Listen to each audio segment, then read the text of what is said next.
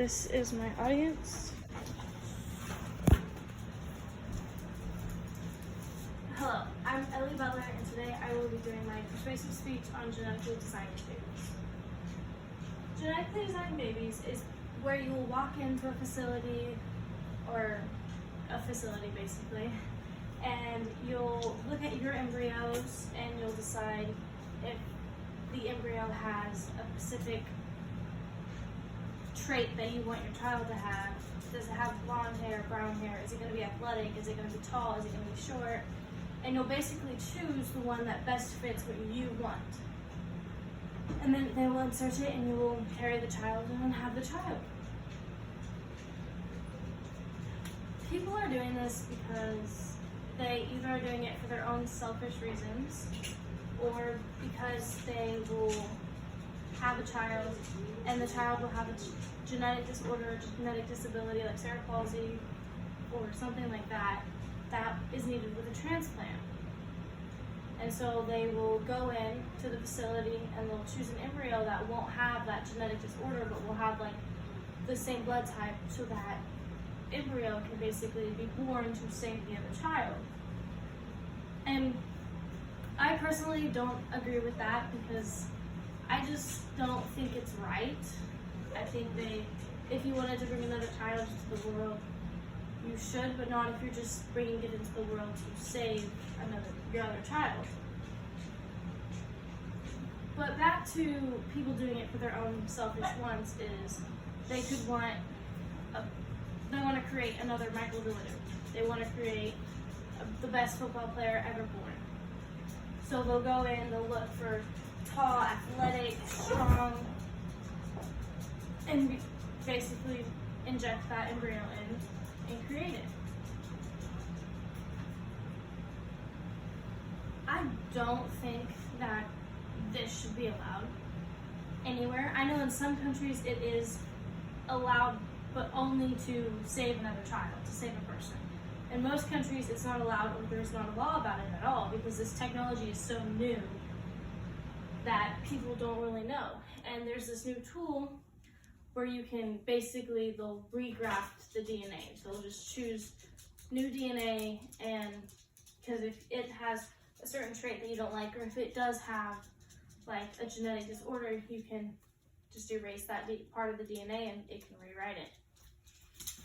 Another thing is, I don't think it's very ethical, and it's also basically for only the higher income paid people, and so the lower income people would not be able to have this opportunity to create a perfect child, which could mess up in the future when we're all sitting at the table with our kids who are perfect or human, or in the classroom when the natural human is being picked on for not having the superhuman abilities to be strong and fast, and it's not the child's fault, and it's not the parents' fault, because the parents can't control whether they have high income or low income. I mean, they could try to find a higher paying job, but in the end you're in what you're in. You can't really change that. And they could also just not want to because they could just not agree with it. This could create a gap in society also, which would, I feel like if we created a gap in society, it would also cause a lot of arguments and just war, basically. I feel like a war could be created due to the fact that if this technology ended up in the wrong hands, it would basically, they could be like, I want to start a war. I want to take over the United States. I want to take over Japan. I want to take over Europe. And they could possibly just, it's kind of like what Hitler did, trying to basically make the perfect society, and how he was trying to get rid of the Jews and have the concentration camps. It could be the same, but it could start earlier, where you're not killing people, but you're also not letting them live how they're supposed to be born. They're going in and creating a new child. And so I feel like with this, that could happen, because if this technology and this new tool ends up in the wrong hands, that person could go in and be like, okay, I want all boys, tall, have to be able to build some muscle, have to be able to really fast, gotta have good eye coordination, do that and create a whole army just to take over and just to sweep out all the normal humans like you and I. And which is, I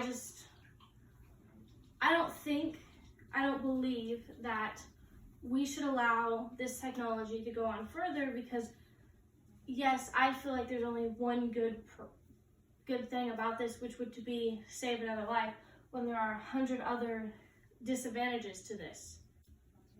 We don't want to create a world, especially for our kids or our grandkids or our great-grandkids, where they have to grow up where they're already so different than everyone else, to where they're not the perfect human. Which is why I think we should end this technology.